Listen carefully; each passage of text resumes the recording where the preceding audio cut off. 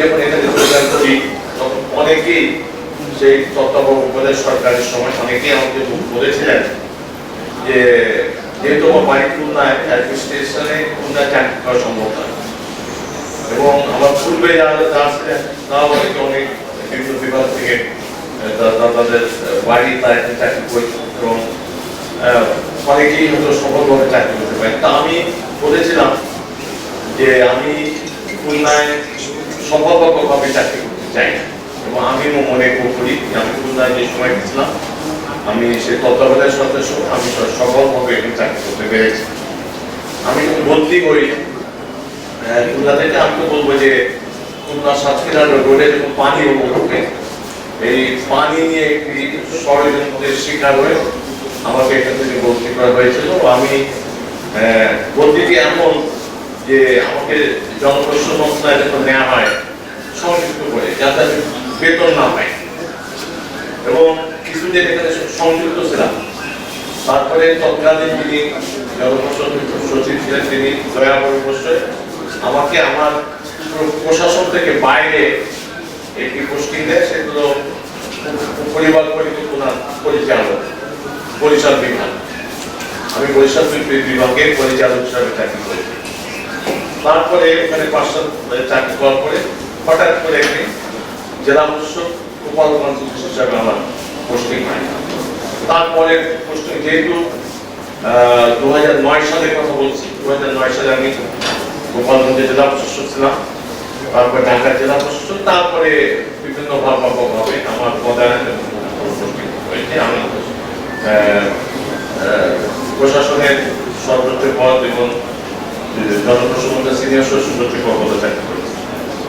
আমি আমার চাকরি আমি এটি বলতে পারি যে খুলনা এবং সাতক্ষীরার সাথে আমার সম্পৃক্ততা অনেক বেশি। এখানে যারা উপস্থিত রয়েছে অনেকটা আমি চিনি, বিশেষ করে যারা টেনিস খেলে, এই যে রিয়াজ থেকে শুরু করে ওই ক্রিকেটের বিদ্যুতের জিএম থেকে শুরু করে অনেকেই কিন্তু আমার টেনিস, আমরা একত্রে টেনিস খেলি। আবার আমি যখন ওই ইউনো পদে চাকরি করেছি সেই সময় আমার যে উপজেলা ইঞ্জিনিয়ার ছিলেন তিনি আজকে সাতক্ষীরার এনজিডির নির্বাহী প্রকৌশলী। আবার একইভাবে তাদের সাহেব উনি সুপারিনটেন্ডেন্ট ইঞ্জিনিয়ার এনজিডি 6 বছর ছিলেন, উনি কিন্তু এই কোনোদিন আলাদা থাকে, উনি বেজায় নির্বাহী প্রকৌশলী হিসাবে তাদের দায়িত্ব পালন করেছেন। আর এখানে যা রয়েছে অনেকেই আমার কর্মকর্তা করেছে। এই জন্য আমি বলতে চাই আসলে খুলনা আমার বাড়ি, আমি খুলনাকে ওইভাবে হৃদয়ে খুলনার জন্য অনুভব করি যে খুলনার জন্য কিছু করার প্রয়োজন। আমি যখন স্বাস্থ্য শিক্ষা সচিব ছিলাম, এটুকু বলতেই হয় আজকে খুলনা শেখ হাসিনা মেডিকেল ইউনিভার্সিটি যেটি এখানে আপনারা জানেন যে বড় প্রকল্প পাস হয়েছে, এটি কিন্তু এককভাবে আমি চেষ্টা করে, কারণ সামারিটি গিয়েছিল মাননীয় প্রধানমন্ত্রীর কাছে ময়মনসিংহের মেডিকেল ইউনিভার্সিটি পাওয়ার জন্য, মাননীয় প্রধানমন্ত্রী এটি ফেরত দিয়েছিলেন। এবং সেই সময় আমি একটি উদ্যোগ নিয়ে আমি কোনো না কোনোভাবে মনে করেছিলাম যে মাননীয় প্রধানমন্ত্রীর মনের কথাটি আমি বুঝতে পেরেছিলাম যে উনি খুলনার দিকে একটি মেডিকেল ইউনিভার্সিটি হোক সেগুলি চান। আমি আপনারা জানেন যে বঙ্গবন্ধু পরিবারের কারোর নামে যদি কোনো প্রতিষ্ঠান করতে হয় তাহলে অনুমোদন করতে হয় বঙ্গবন্ধু স্মৃতি ট্রাস্টে। আমি অনুমোদনের জন্য এনআই খান সাহেব হলো এনআই খান সাহেব বললো যে খুলনাতে প্রধানমন্ত্রী দেবেন না। তা আমি বললাম যে স্যার আপনি একটু ওইটা নেন, আপনি বলেন আমরা এটা প্রধানমন্ত্রীর নামে এগুলো প্রধানমন্ত্রী নিজের নামে করবেনই না। যার দিয়ে আমি বললাম যে স্যার আপনি একটু মানে আপনি পজিটিভ যে মাননীয় প্রধানমন্ত্রীর কাছে উপস্থাপন করেন তাহলে হবে। উনি এটি উপস্থাপন করে বলার পরে মাননীয় প্রধানমন্ত্রী ওই যে বঙ্গবন্ধু স্মৃতি ট্রাস্ট অনুমোদন দিয়েছিলেন। যখন উনি অনুমোদন দিলেন তখন তো বুঝতে হবে মাননীয় প্রধানমন্ত্রী খুলনা মেডিকেল ইউনিভার্সিটি এটি মাননীয় প্রধানমন্ত্রী চান। এইটা পাওয়ার সাথে সাথে আমি সামারি দিলাম। আমি তৎকালীন সময় জেলা প্রশাসক জেলা তার কাছ থেকে সে আমাকে প্রচুর সহযোগিতা করেছে। আমি তার কাছে সকল তথ্য নিয়ে আমি সামারি দিয়ে গিয়েছিলাম। 15 দিনের মধ্যে দেখলাম যে আমার সামারি অনুমোদন করে পাঠিয়ে দিলেন। এটি হলো খুলনা মেডিকেল ইউনিভার্সিটির ভিত্তি। আর খুলনায় আমি ইকোনমিক পড়ার জন্য যথেষ্ট উদ্যোগ নিয়েছিলাম, আমি সেটি ফেল করেছি।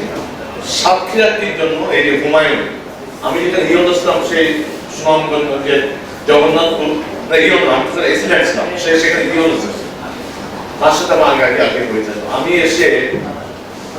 এখানে যখন করবো, যখন আমি ভিজিটে গেলাম, দেখলাম যে খাস জমিটি এসে জরিপে দোপর মানে জনগণের নামে মানে খতিয়ান হয়েছে, আবার সরকার নামে খতিয়ান হয়েছে, মামলা মোকদ্দমা করে তারা এটি করতে হয়েছে। যাওয়ার পরে আমি জিজ্ঞাসা করলাম যে সর্বশেষ জরিপের কি অবস্থা। বলেছে সর্বশেষ জরিপের খতিয়ানটি প্রকাশনার জন্য আমরা পাঠিয়েছি। আমি জরিপতি দপ্তরে যোগাযোগ করলাম, তারা আমাকে বললো যে এটি বিভিন্ন প্রকার আমার খেয়াল যাওয়ার ফলে দেখা গেল যে জরিপতি দপ্তরের যে মহাপরিচালক, তাকে সিরিয়াসলি বললাম, সে যখন এটি প্রকাশের উদ্যোগ নিল তখন সাতক্ষীরার লোক হিসেবে আবার মন্তব্য, কিছু লোক কিন্তু আমি সাতক্ষীরা যে এখানে আছেন তাদের উদ্দেশ্যে বলতে চাই না, কিছু লোক কিন্তু এখানে জোন হয় সেটি চায় না, তারা কিছু দাগ দিয়ে ওখানে মন্তব্য করলো। ল্যান্ড মিনিস্ট্রিতে গেল, ভূমি সচিবের সাথে আমি কথা বললাম, ভূমি সচিব বললো যে স্যার এটি তো মামলা মোকদ্দমা বয়ে আছে, এটি তো জোন করা সম্ভব না। আমি তাকে বললাম যে ঠিক আছে, তাহলে মামলার যে আর্জিটা খুঁজে বের করলাম, যে দেখলাম ওরা ঠিক বুঝতে পায় নাই যে মানে পুরো জায়গাতে নিয়ে মামলা না করে মামলা করেছে মাত্র 2টি দাগ নেই। আমি তখন ভূমি সচিবকে বললাম যে তুমি তোমার মহাপরিচালককে বলো যে 2টি দাগ বাদ দিয়ে সেটা প্রকল্প আছে, তার তো কন্টেমের কোনো প্রকল্প নাই।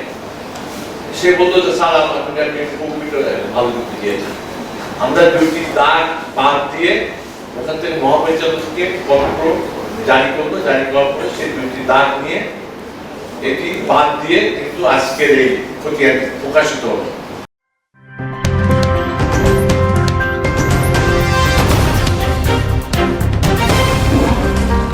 Voice of Tiger.